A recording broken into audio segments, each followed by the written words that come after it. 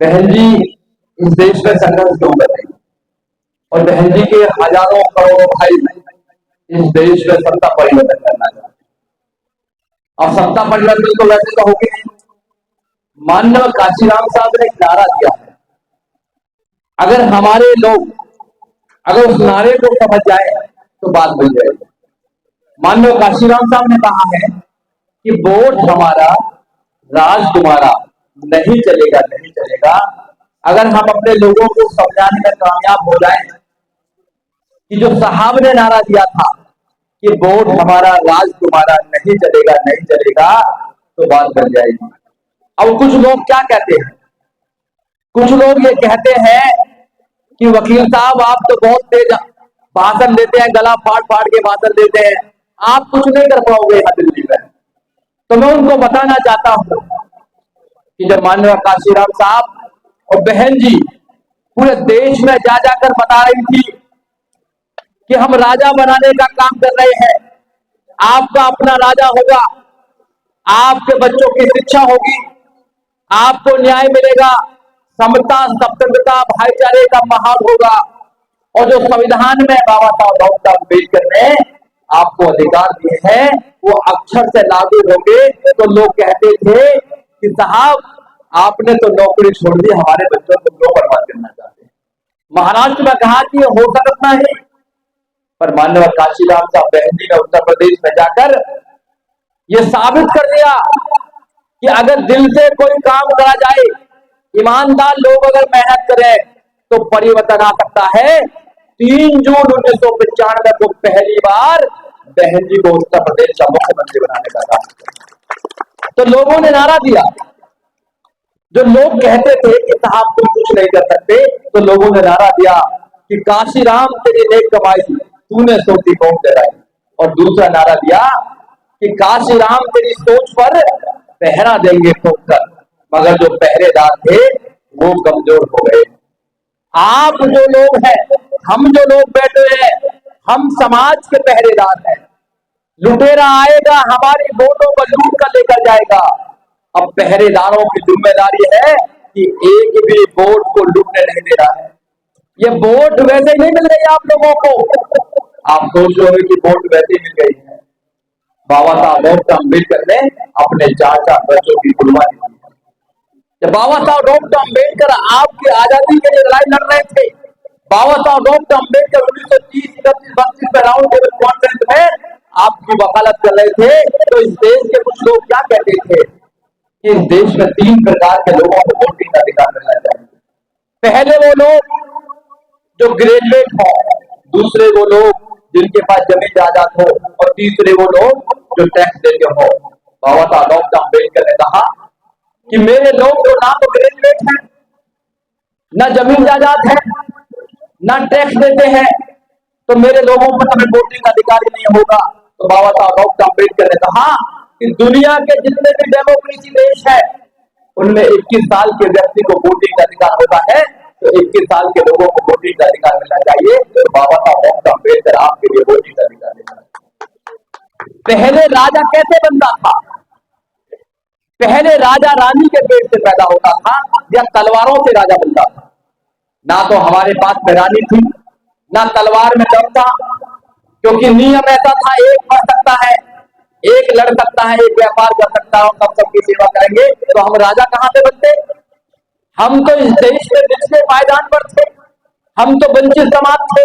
जिस समाज को पानी पीने का अधिकार नहीं था, उस समाज को राजा बनाने का अधिकार किसने दिया? बाबा साहब डॉक्टर अम्बेडकर ने दिया। इस देश में पानी पीने का अधिकार नहीं था।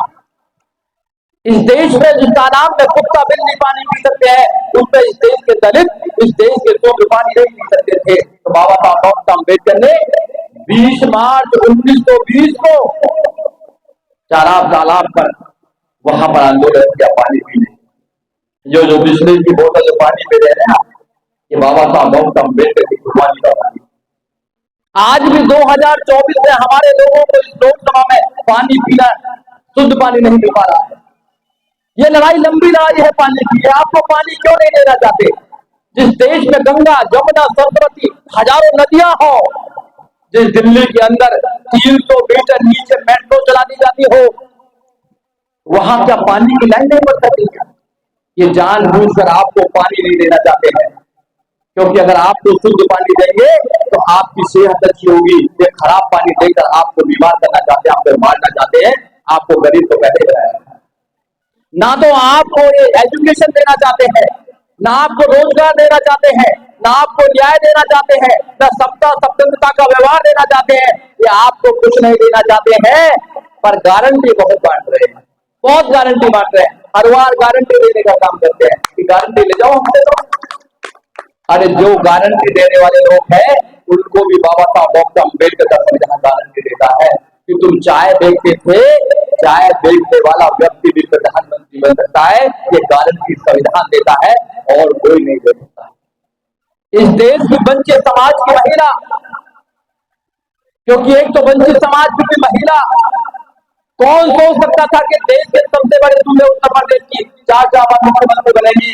ये संविधान गारंटी देता है कि बहन कुमारी मायावती उत्तर प्रदेश की 4 बार मुख्यमंत्री बनेगी। ये कौन देता है? ये संविधान गारंटी देता है। अब पहले तो चौकीदार कर रहे थे, आपने देखा इनके जितने भी नेता है, कार्यकर्ता है, सबने डीपी लगा रखी थी अपनी कि मैं भी चौकीदार, मैं भी चौकीदार। जब ये चौकीदार थे तो देश को लूट कर लेकर जा रहे थे कुछ लोग। कौन लेके जा रहे थे?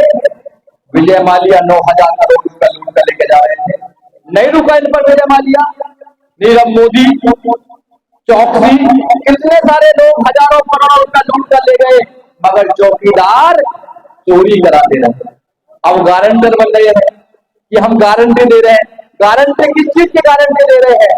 गारंटी दे रहे हैं कि हम आपको 5 किलो अनाज देंगे, और कहते हैं कि 80 करोड़ लोगों को 5 किलो अनाज देते हैं।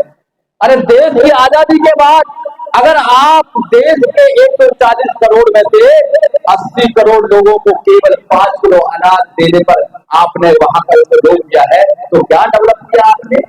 आपने कुछ नहीं किया। आप फिर दोबारा देश को गुलाम बनाना चाहते हैं। ऐसी गारंटी हमको नहीं चाहिए। तो आपको इनके वादों में नहीं आना है। आपको अगर गारंटी कुछ देता है तो भारत का संविधान देता है। भारत के संविधान के आर्टिकल अब देखना, आप भारत के संविधान के फंडामेंटल राइट देखना, सारी गारंटी आपको देता है। शिक्षा की गारंटी आर्टिकल 21A देता है। 6 साल से लेकर 14 साल तक के बच्चे को द स्टेट से provide free compulsory education to every children. 6 साल से लेकर 14 साल तक के बच्चे को आपको सुरक्षा कौन देता है?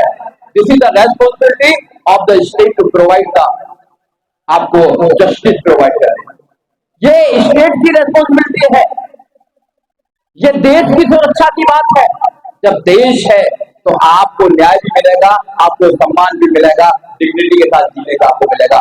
मगर ये आपको इंसान नहीं समझते, ये आपको इंसान नहीं समझते हैं। अगर इंसान समझते तो आपको पानी पीना दे, पानी पीने के लिए पानी देने का काम करते। यह समझता है पानी पीने, आपके बच्चों को एजुकेशन देते।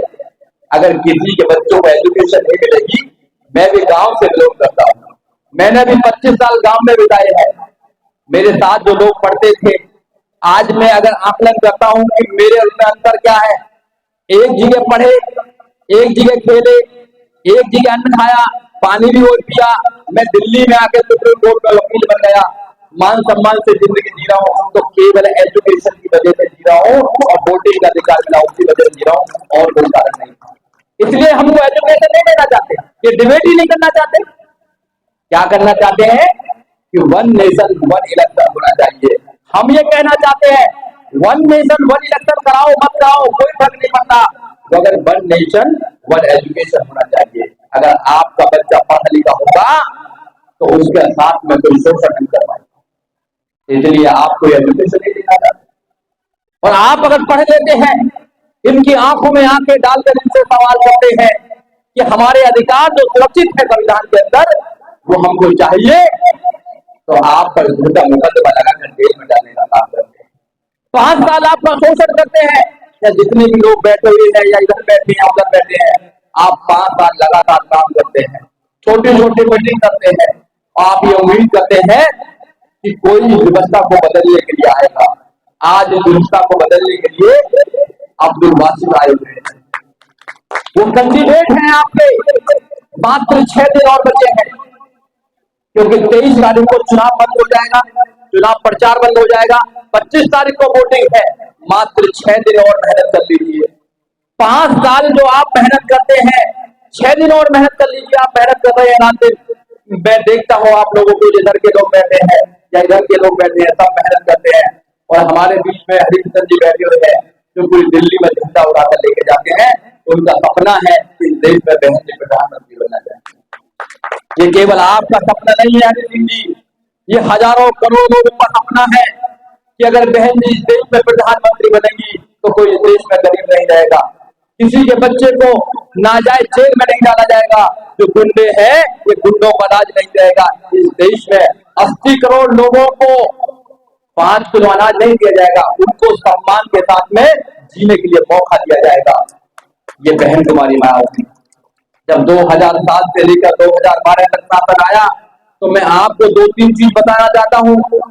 बहन जी को लगा कि एजुकेशन इंसान को इंसान बनाती है, क्योंकि बाबा साहब डॉक्टर अम्बेडकर क्या कहते हैं, जो जितना शिक्षा लेगा शिक्षा देने का दूध है, जो जितना पिएगा उतना हारेगा।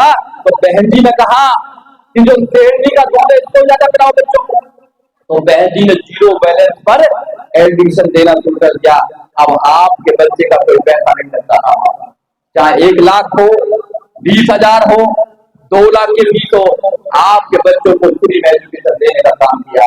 अब न्याय की बात है, गरीब इंसान को चाहिए क्या? रोटी कपड़ा और मकान, न्याय शिक्षा और स्वास्थ्य चाहिए। तो न्याय बहन जी ने देने का काम किया।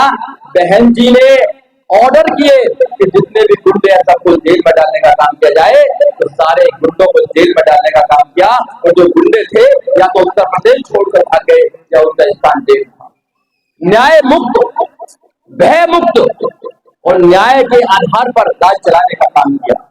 जब आपकी सरकार थी तो आप नोएडा जाते हैं, आप लोग कर सकते हैं, क्योंकि आप लोगों ने उत्तर प्रदेश में 4 बार सरकार देखी। बाबा साहब डॉक्टर अम्बेडकर के 5 बच्चे, जिनमें से 4 बिना दवाई बिना कफन के रहे हैं आपकी कुर्बानी के लिए। अगर मैं आज यहाँ खड़ा होकर बोल रहा हूँ तो बिकॉज ऑफ बाबा साहब डॉक्टर अम्बेडकर सैक्रिफाइस। अगर वो सैक्रिफाइस नहीं करते तो हमारे जैसे लोग पैदा नहीं होते, ये लड़ने का अधिकार नहीं होता भाई को। आज वो लड़ रहे हैं और देश की सबसे बड़ी जो पंचायत है वहां पहुंचना चाहते हैं, पार्लियामेंट की तरफ पहुंचना चाहते हैं। बाबा साहब डॉक्टर अम्बेडकर जब आप वोटिंग का अधिकार लेकर आए तो बाबा साहब ने क्या कहा? बाबा साहब ने कहा कि अपनी दीवारों पर जाकर लिख देना कि तुम्हें इस देश का शासक बनना है। और कुछ नहीं बोला बाबा साहब डॉक्टर अम्बेडकर ने। यही क्यों बोला कि तुम अपनी दीवारों पर जाकर लिख देना तुम्हें देश का शासक बनना है? इसलिए बोला क्योंकि आपकी संख्या ज्यादा है इस देश के अंदर। 85% बताते हैं बाबा साहब मानव काशीराम साहब ने, आप इस देश में 85% है। अगर 85% लोग इकट्ठा होकर अगर वोट डाल दे तो दुनिया की कोई ताकत आपको जीतने से रोक नहीं सकती है। केवल आप इकट्ठा हो जाइए और लोगों को इकट्ठा कर दीजिए। ये बाबा साहब डॉक्टर अम्बेडकर ने आपको वोटिंग का दिया। इसलिए वोटिंग की जो कीमत है उसको पहचानिए। ये जो लड़ाई हो रही है अभी, ये राजा बनने की लड़ाई हो रही है। आप सारे लोग सैनिक हैं, आप सैनिक हैं। सैनिक कमजोर नहीं होना चाहिए, सैनिक की सोच राजा बनने की होनी चाहिए। अब लोग कहते हैं कि हमारी एक वोट से क्या होगा? लोकतंत्र में एक वोट की कीमत है, लोकतंत्र में एक वोट की कीमत है। प्रधानमंत्री जी की कितनी वोट है बताओ आप लोग? प्रधानमंत्री की 1 वोट है। मुख्यमंत्री कितनी वोट है बताओ? मुख्यमंत्री की 1 वोट है। आपकी भी 1 वोट है। राजा धन्ना सेठों की भी 1 वोट और गरीब की भी 1 वोट। इसी को तो कहते हैं लोकतंत्र। आपकी वोट उनको जवाब देने का काम करेंगी। लोकतंत्र में वोटों से जवाब दिया जाता है। वोट की चोट सबसे ज्यादा तकड़ी होती है।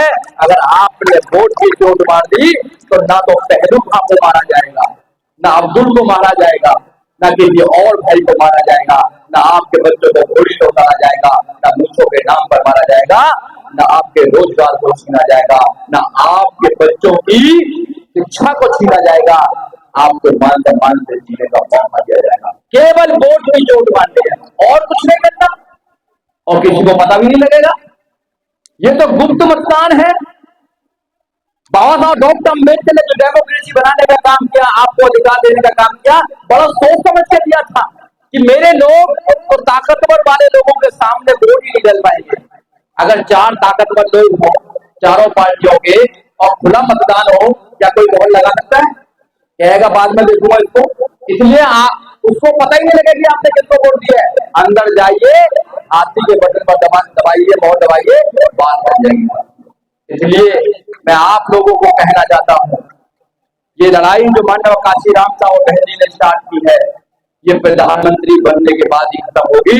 जब तक देश में हमारा प्रधानमंत्री नहीं बनेगा, राजा नहीं बनेगा, ये लड़ाई चलती रहेगी और ये लड़ाई बहुत लंबे समय की लड़ाई है। इसलिए मेरे साथियों, आपने मेरी बात को सुना, वक्त कम है, जितना दम है लगा दीजिए।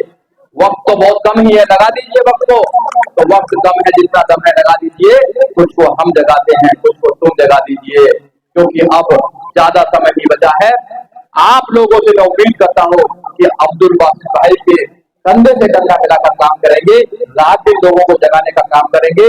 6 दिन आप अपना काम छोड़कर पार्टी के लिए काम कीजिए। पदाधिकारी जितने भी लोग हैं, अपने परिवार को तैयार कीजिए और गली गली में जाकर, घर घर जाकर हाथी के बटन को लगाने के लिए लोगों को तैयार कीजिए। जय भीम, जय भारत, नमो बुद्धाय, खुदा।